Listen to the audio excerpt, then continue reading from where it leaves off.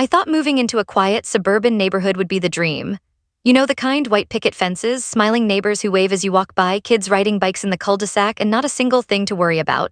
My little girl Emma was 4 at the time, full of energy and curiosity. Watching her run across the front lawn, laughing as she chased bubbles, felt like a tiny piece of paradise. I imagined years of Sunday mornings with pancakes and endless afternoons in our backyard.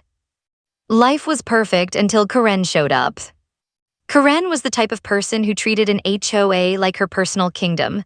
She had this uncanny ability to appear out of nowhere with a clipboard, a sharp glare, and rules I didn't even know existed. At first, I didn't take her too seriously. I mean, who finds a 4-year-old's mom because the toy dump truck got left on the sidewalk? That was her first official notice to me, highlighted in bright red letters with language that could have been straight out of a medieval warning scroll. Toys left in common areas create hazards. Immediate action required. I couldn't help but chuckle. I even showed Emma the note, thinking she'd get a laugh too, but Karen's laugh, or rather the absence of it, was the first clue that she took her job way too seriously. I waved it off, thinking, okay, she's intense, but she's harmless, right? Wrong. A few days later, I noticed her peeking over the fence, clipboard in hand, eyes darting like a hawk. She watched Emma play, made notes, and muttered something about unsafe supervision. I mean, come on, my kid was literally building a sandcastle, wearing a sun hat, and under my watchful eye. Still, Karen nodded to herself as if she had just uncovered some catastrophic threat to humanity.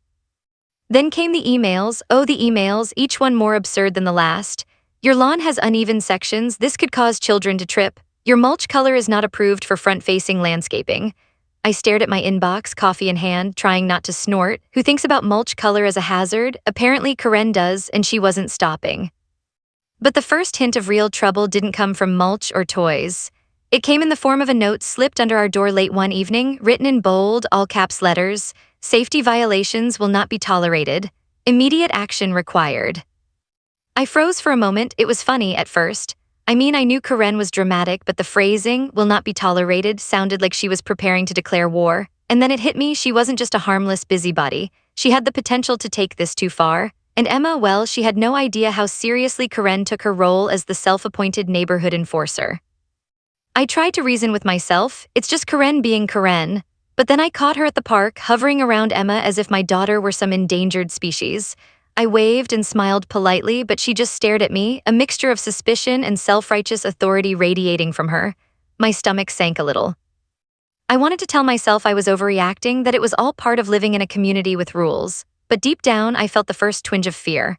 Karen had no idea who she was messing with, not that I could reveal my secret yet. My role as a judge, that part of my life stays hidden. It's not something you casually bring up during HOA disputes. People think it's just a job, but in moments like this, it's a shield and a potential weapon. Still, I didn't let it show. I smiled, nodded, and went about my day, while Karen scribbled away on her clipboard, muttering about hazards no one else could see. Emma giggled nearby, oblivious to the storm brewing in our supposedly safe neighborhood.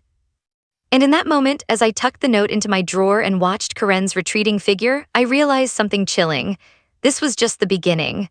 Karen had no idea she was about to cross the line, and I had no idea just how far she would go or how close she would come to putting my daughter in real danger. At first, I tried to laugh off Karen's antics. After all, it was just a toy on the sidewalk, a bit of mulch that didn't match, or the occasional email filled with rules I didn't even know existed. But then the emails got stranger, and the safety concerns started edging into real paranoia. One morning, I checked my inbox to find a new message from her. Subject line: "Immediate action required, dangerous environment." The body read something like, "I observed your daughter running near the driveway this morning. This constitutes an unsafe practice that could result in injury. Please supervise accordingly."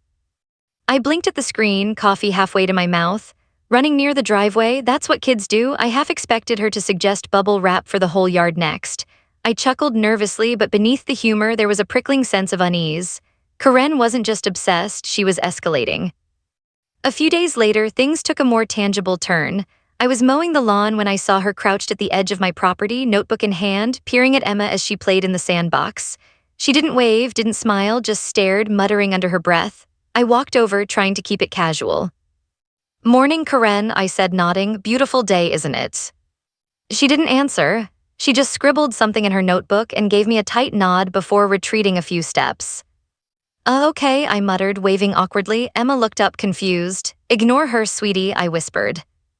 I knew I couldn't let her scare my daughter or give her the satisfaction of thinking she had power over us. But at the same time, I couldn't help but notice the intensity in Karen's gaze. There was something almost predatory in her obsession with safety.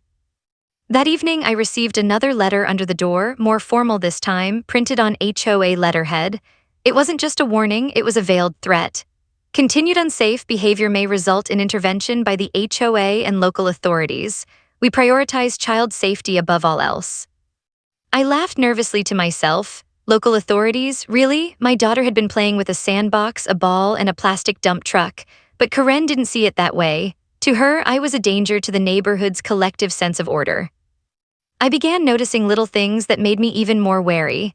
Karen would suddenly appear at the park where Emma played, taking notes in her little black book. Once she stood across the street, binoculars pressed to her eyes as Emma rode her tricycle. I couldn't decide whether to be terrified or impressed by her dedication. Honestly, it was both. One afternoon, she even tried to corner me in the community garden. She started lecturing me very seriously about the dangers of letting my daughter pick flowers unsupervised. Her tone suggested she genuinely believed she was saving Emma's life. Neighbors passed by, giving awkward glances, clearly unsure whether to intervene or just pretend nothing was happening. I smiled, nodded, and said nothing about my secret. I couldn't let her know that legally I was untouchable. As a judge, I understood how to document and protect myself without revealing my identity. Every overreach she made, every ridiculous claim was being stored in my mind like pieces on a chessboard. But Karen wasn't slowing down. The next day, I got a voicemail from her. Yes, a voicemail. Her voice was tight, almost trembling with righteous urgency. I expect you to ensure your daughter is never in harm's way again. We are watching. Watching, that word stuck with me. There was something almost sinister about it.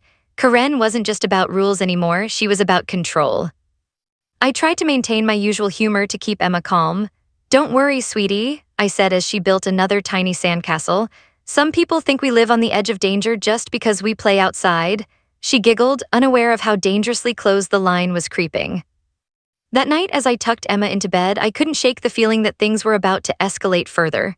Karen had no idea who she was dealing with, and neither did anyone else. I smiled to myself, a mixture of anticipation and dread. The storm was building, and the calm, perfect life I thought we had, that was about to be tested in ways I couldn't yet fully explain. By the time I turned off the lights, I knew one thing for sure. Karen's obsession wasn't just about toys or sandboxes. It was personal now, and if she thought she could intimidate me or my daughter, she had another thing coming. By the time part 3 rolls around in this nightmare, Karen had officially crossed the invisible line between annoying neighbor and full-blown hazard inspector. At first, it was little things, emails, notes, the occasional disapproving glare, but now it was personal. She wasn't just watching from the sidelines anymore. She was moving into my yard, breathing down my neck, and acting as if Emma was some endangered species in immediate danger. It started innocently enough on a Tuesday morning. I was sipping my coffee on the porch, trying to enjoy a rare moment of peace when I spotted her again, clipboard in hand, crouched near the sandbox like a hawk stalking prey. I waved, expecting a nod or a smile, but she didn't acknowledge me. Instead, she wrote furiously, muttering under her breath. "Karen," I said carefully, stepping closer, "everything okay?" She didn't even look up. "Unsafe conditions," she muttered, pointing vaguely at the sandbox. "Immediate correction required. I hope you're supervising appropriately." I blinked. Emma was sitting there happily, building her little sandcastle with a plastic shovel. "Unsafe? Seriously?" I smiled, forcing calm. "Got it, thanks for your concern." Karen's eyes narrowed, as if my casual tone offended her very existence. She turned sharply and stomped across the yard, making a mental note of every detail: the tilt of the sandbox, the exact angle of the toy dump truck, Emma's hat position. I half expected her to measure the sandcastle with a ruler next. And then it happened. She blocked the driveway, I kid you not. I was getting ready to take Emma to her dance class when Karen suddenly appeared, standing firm like a miniature traffic cop. "I cannot allow unsafe conditions to persist," she announced. "Your daughter should not be exposed to potential hazards while you are outside." I froze, my heart pounded. My neighbors were peeking out from behind their curtains and fences, whispering. Emma looked up at me with wide eyes. "Daddy, why is that lady standing there?" I forced a laugh. "She's, doing her job, sweetie." Karen didn't move. I could feel every second stretching painfully. It was one thing to email warnings or hand-deliver letters, but now she was physically interfering with my family. My blood boiled quietly. I had to stay calm for Emma's sake. Karen, I said, keeping my voice steady, Emma and I are fine. I promise she's safe. You don't need to. But Karen wasn't listening. She was already scribbling furiously in her notebook, muttering about liability and gross negligence. I realized something crucial. She didn't see the humor in her own absurdity. To her, this was life or death stuff, and I couldn't let her endanger Emma or let the neighborhood witness her insanity without correction. So I made a mental note. Every note, every action, every overreaction she made was going into my private files.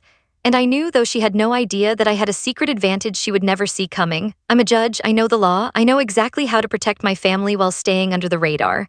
Karen, bless her misguided heart, had no idea who she was messing with. Still, I had to handle this delicately. One false move, and she might escalate even further, and judging by her obsession, that was inevitable. I couldn't let her see fear, but I had to show Emma she was safe. After what felt like an eternity, she finally retreated, muttering under her breath about pending review by the HOA board. I watched her go, tension coiling in my chest. Emma tugged at my sleeve. "Daddy, is she going to come back?" I hugged her tightly. "No, sweetie, she's going home now, we're safe." Inside, I tried to laugh off the fear, but the truth was unsettling. Karen had officially moved from nuisance to threat. She wasn't just crossing boundaries, she was bulldozing right through them. And if her next move involved authorities, neighbors, or worse, putting Emma in harm's way, I had to be ready. That night, I sat at my desk, documenting everything. Every note, every visit, every ridiculous claim she had made so far. Emails printed, pictures taken, neighbors' observations logged. I didn't reveal my role as a judge, but I began quietly preparing for the day when Karen's overreach would collide with reality. And deep down, I couldn't help but smirk a little. She had no idea what was coming. No idea that her obsession was about to meet someone who knew exactly how to play this game and win. Because when Karen crosses the line, she doesn't just make herself a problem, she makes herself a target. And I'm very good at making sure bullies don't get away with putting my daughter in danger. I should have seen it coming. Karen's obsession was no longer limited to emails, notes, or awkwardly blocking our driveway. She had escalated to something far more terrifying. And Emma, my little 4-year-old, blissfully unaware of the storm, was smack in the middle of it. It started innocently enough. I was tending the garden while Emma played nearby. Across the yard, I noticed Karen peeking from behind a hedge, notebook in hand.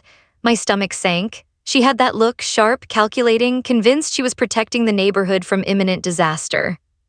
I waved cautiously. No response, she didn't even blink. My heart thudded in my chest. Something told me she was preparing her next move. Emma, of course, had no idea what was about to happen. She wandered toward the pond at the edge of our property, a perfectly safe little body of water, but in Karen's eyes, it might as well have been Niagara Falls. "Emma, stay close to the garden, sweetie," I called casually, hoping to steer her away without causing a panic. But it was too late. Karen had already spotted her, and I could see the panic flash across her face. She sprinted toward the pond, arms flailing, shouting at the top of her lungs. "Stop, that is unsafe, your child could drown." I froze. Part of me wanted to laugh at her overreaction, it was almost cartoonish, but another part of me froze in terror. Emma paused, confused, looking at me, then at Karen, unsure who to listen to.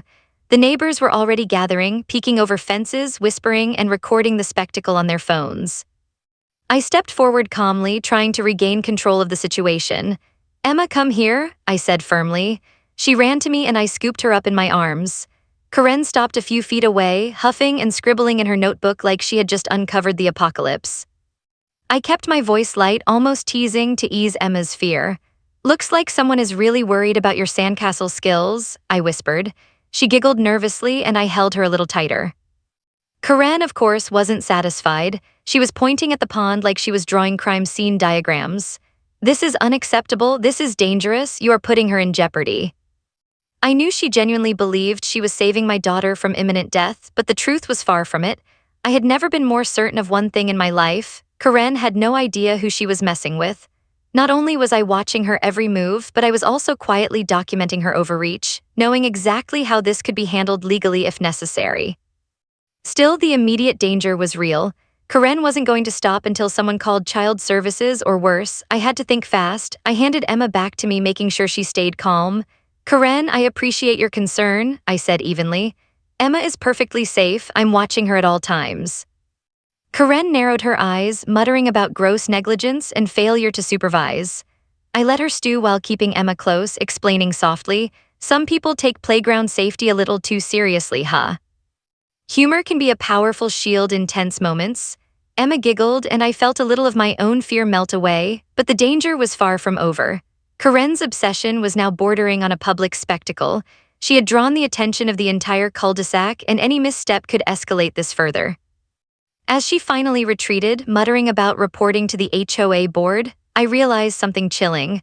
Karen's obsession wasn't just about rules anymore. It was about control, and she would stop at nothing to assert it, even if it meant placing my daughter in the center of her self-righteous crusade. That night, I sat at my desk, replaying the scene in my head. Every frantic scribble in her notebook, every exaggerated gesture, every neighbor whisper, all of it was now evidence. Quietly, I smiled. Karen had no idea who she was dealing with. She didn't know I was a judge, that I understood the law in ways she couldn't even imagine.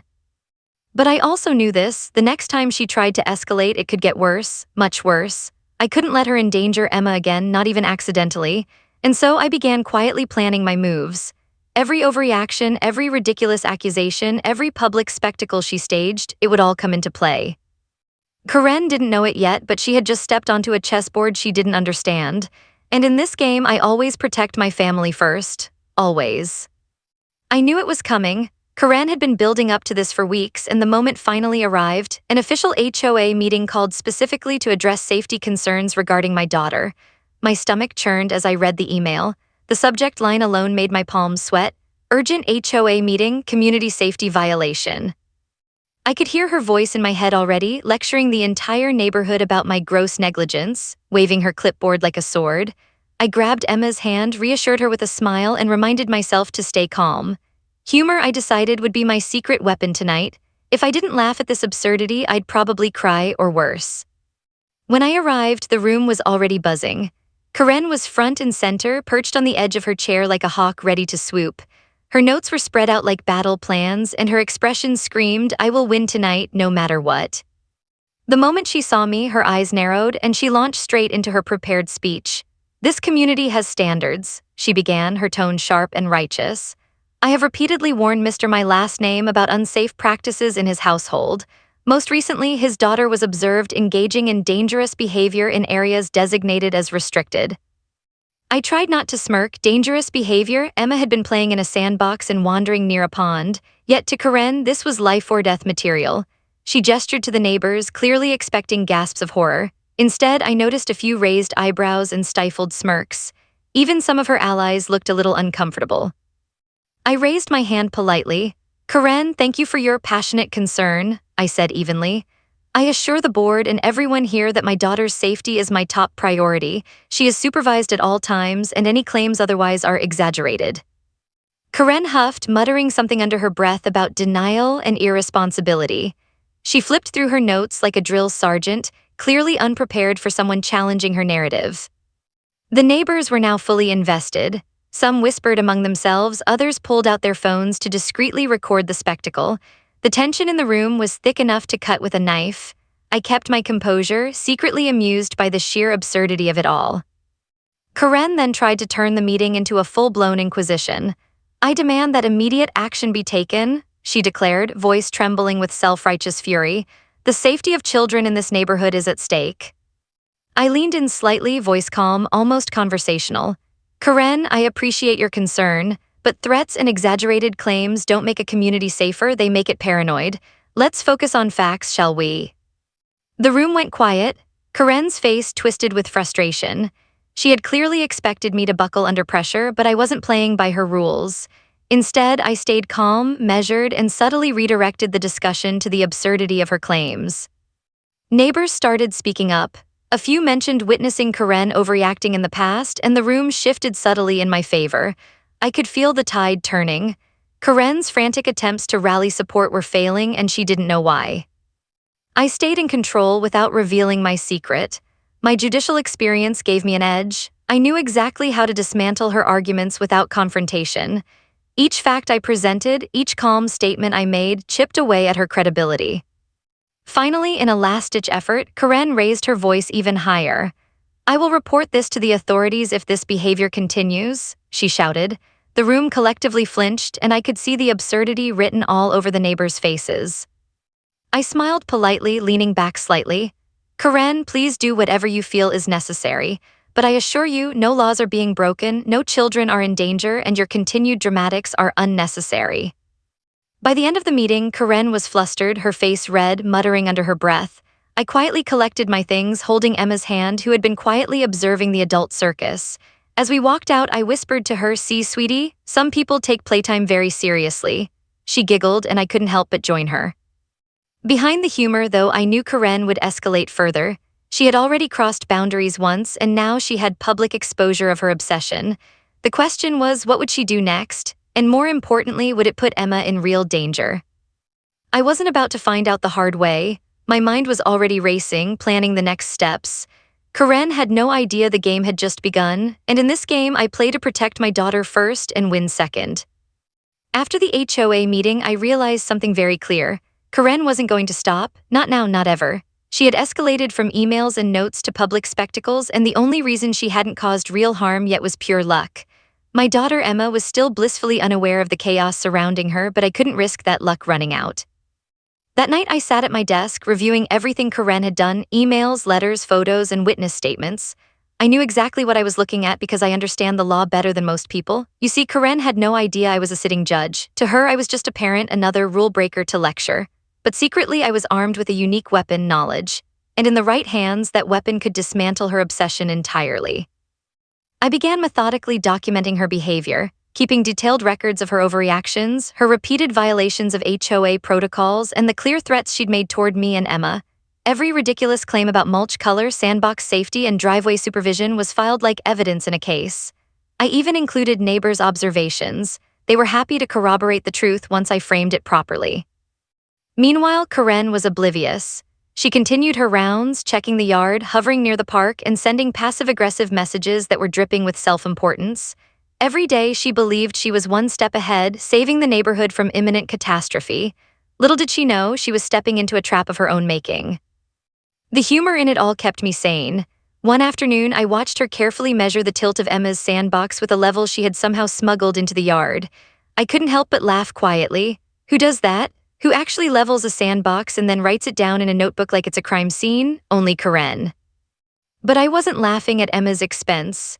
She was safe, smiling and building castles obliviously, trusting her dad to handle the grown-up drama. That's all that mattered. As Karen escalated, I prepared for the inevitable. I knew she would try something bigger, something that could put my daughter directly in danger. And when that happened, I had to be ready to act, not only to protect Emma, but to expose Karen's obsession for what it truly was. The next week, Karen decided to make a bold move. She appeared at the park where Emma played, claiming she was conducting a safety audit of playground equipment. She brought a small group of neighbors with her, trying to turn it into a public spectacle. I watched from a distance, keeping a calm exterior, while internally nodding every word, every gesture, every ridiculous claim she made. When she spotted me watching, she approached with exaggerated concern. "I just want to make sure your daughter isn't in danger," she exclaimed, as if her very presence guaranteed safety. I smiled politely. "Thanks, Karen, Emma is fine, she's supervised." Her eyes narrowed. She clearly sensed that I wasn't intimidated, and it frustrated her to no end. But what she didn't realize was that my calm wasn't weakness, it was strategy. Every overreaction she made now served as documentation for the eventual showdown. Every time she tried to protect Emma, she was digging herself deeper. I began quietly informing a few HOA board members about her escalating behavior, not in a confrontational way, but presenting facts and asking questions about protocol. Slowly, suspicions started to form among the neighbors. They were beginning to notice her obsession, her theatrics, and her inability to distinguish minor concerns from real dangers. And all the while, Emma continued to play, giggling and building sandcastles, completely unaware of the storm surrounding her. It was both funny and terrifying, a delicate balance I had to maintain. I couldn't let Karen see that I was playing chess while she was playing checkers. By the end of that week, I knew the next confrontation would be critical. Karen's obsession was reaching a tipping point. She would either escalate to something extreme, or her credibility would begin to crumble in front of the neighborhood, and I was ready for either scenario. Karen thought she was the authority. She thought she was protecting children. But the truth was simple. She was about to meet someone who knew exactly how to handle overreach, obsession, and threats, and she had no idea that person was sitting right under her nose. Because when you put my daughter in danger, there's no warning, no negotiation, only consequences. And Karen was about to learn that the hard way. The moment I had been quietly waiting for had finally arrived. Karen's obsession, her over-the-top vigilance, and her ridiculous safety crusades were about to collide with reality. She had no idea, but I had been preparing for this moment for weeks. Every note, every email, every irrational claim she made was now part of a carefully documented plan. It all started when she tried to escalate yet again. This time, she sent a formal complaint to the HOA claiming I was grossly negligent and endangering my daughter's life. The wording was dramatic enough to make anyone outside our neighborhood laugh or cry. I read it over my coffee and couldn't help but smirk. Karen was stacking the deck for me without even realizing it. The HOA board called another meeting. Karen was ready, of course, armed with her notebook, a stack of printed emails, and a determination that bordered on fanaticism. She began her usual tirade, waving her arms and gesturing as if she were directing a military operation. "We cannot allow unsafe practices to continue. The safety of this child, your child, is at stake," she exclaimed. I raised my hand calmly. "Karen, I appreciate your diligence," I said evenly, "but let's stick to facts. Emails, notes, or minor observations don't constitute evidence of negligence. My daughter is supervised and no laws are being broken. If there are real concerns, I'm happy to address them formally." Her face twisted in disbelief. She had expected panic, confusion, maybe a fainting fit. Instead, I delivered the calm, measured voice of a judge who knew exactly how to control the narrative.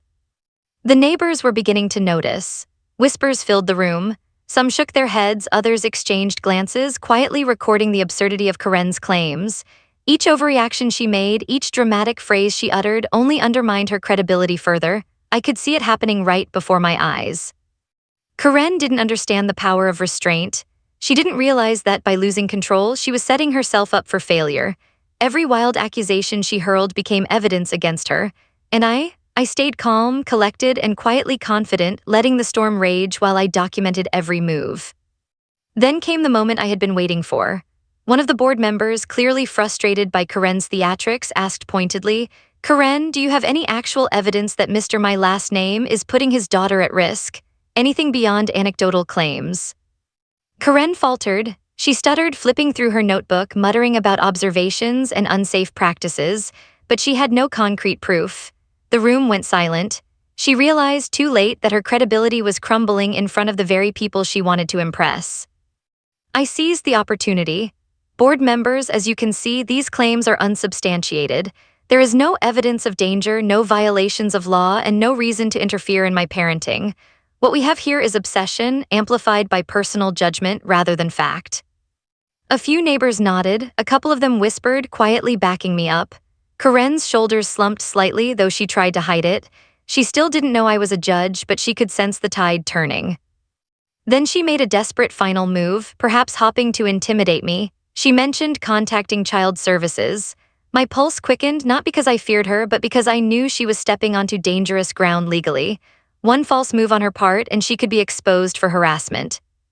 I smiled politely. "Karen, feel free to report anything you feel is necessary. But please ensure that your claims are based on fact, not assumption or obsession. Anything else could be considered harassment under both HOA and local regulations." The room went quiet. Karen realized she had been cornered without even knowing it.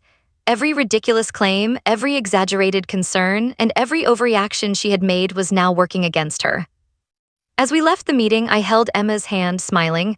She had no idea that she had just survived a full-blown adult circus, and I intended to keep it that way.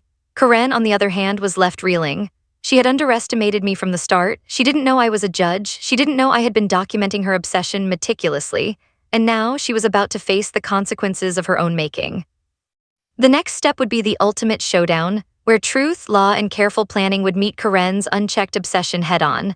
And when that moment came, there would be no confusion, no theatrics, no ambiguity. Justice, in every sense of the word, would finally be served. Because when someone puts my daughter in danger, there is no room for mistakes, only strategy, only precision, and only victory. It all came down to this. Karen had pushed too far, and the neighborhood had seen enough.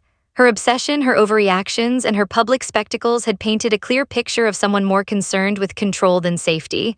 But she still didn't know one crucial fact: I'm a judge. And tonight, that fact was about to become very relevant. The HOA had scheduled a final meeting to review ongoing safety concerns. I knew Karen intended to use this as her last dramatic display to assert dominance and rally neighbors to her side. What she didn't know was that I had prepared meticulously for this moment. Every email, every letter, every absurd claim was documented. Every overreaction she had staged in public was logged and corroborated with witness statements. This wasn't just about protecting Emma anymore, it was about exposing obsession for what it truly was. Karen arrived early as usual, clipboard in hand, muttering under her breath about unsafe practices and gross negligence. She had gathered a small group of loyal HOA supporters ready to witness what she believed would be her crowning moment, but the energy in the room was different this time. Neighbors were watching closely, some smirking quietly, others whispering among themselves. The tide had begun to turn. When she launched into her speech, full of dramatic pauses and exaggerated concern, I raised my hand. The room fell silent. I stepped forward calmly, keeping Emma close by my side. "Karen," I began evenly, "your concern for neighborhood safety is noted. However, after reviewing your claims and observing your actions over the past several weeks, it has become clear that your behavior constitutes harassment, not protection." Gasps filled the room. Karen froze, her mouth slightly open as if she had just realized she was standing in a courtroom rather than an HOA meeting. I smiled politely, letting the tension build. "I'm not just presenting these facts as a neighbor, I'm presenting them as a sitting judge. And while I normally reserve judicial authority for a courtroom, today we are addressing reality. No laws have been broken, no children are in danger, and your obsessive actions have caused unnecessary panic in this community." Karen's jaw dropped, the room went silent. Her loyal supporters looked at her in shock, unsure what to do next. I continued, presenting my evidence methodically, emails, notes, photos, and statements from neighbors who had witnessed her over-the-top interventions. Each piece reinforced the same truth: Karen had escalated obsession into harassment. "I trust the HOA board will act accordingly," I said firmly, "and I hope this serves as a reminder that true safety is about responsible supervision and not personal crusades." Karen tried to speak, to argue, to protest, but she was drowned out by the weight of the evidence and the authority in my voice. The room watched, riveted, as her overconfidence collapsed before their eyes. Finally, she muttered something about reporting to authorities and slunk back into her seat, defeated. The board members exchanged knowing glances, some nodding subtly. It was clear, Karen's reign of obsession had ended. I crouched slightly to Emma's level, whispering, "See, sweetie, some people take playground safety way too seriously." She giggled and hugged me, completely unaware of the drama that had just unfolded. As the meeting concluded, neighbors approached me quietly, thanking me for standing up calmly and exposing Karen's irrational behavior. Some even admitted they had begun questioning her motives but didn't know how to intervene. Now everything was clear. Karen's obsession was no longer intimidating, it was exposed for the absurdity it truly was. The final twist came later that evening. Karen, humiliated and defeated, had packed up her clipboard and stormed out of the community center. Rumor spread quickly that she had been warned about potential harassment consequences if her obsession continued. The neighborhood quietly breathed a collective sigh of relief. I watched Emma run off to play in the sandbox, completely carefree. The danger that had loomed over her these past weeks was gone. Karen's obsession had been neutralized not with anger or confrontation, but with patience, documentation, and a calm, strategic approach. And as I tucked Emma into bed that night, I smiled to myself. Justice had been served, the neighborhood was safe, and my daughter was none the wiser about the adult circus she had just survived. Karen had learned the hard way. Obsession without reason has consequences, especially when it meets someone who knows exactly how to handle it. Because in my world, when someone puts my child in danger, there's only one thing that matters: safety first, justice second, and victory inevitable. Every HOA has a story on HOA Headaches. You'll hear the ones they tried to bury. Subscribe today.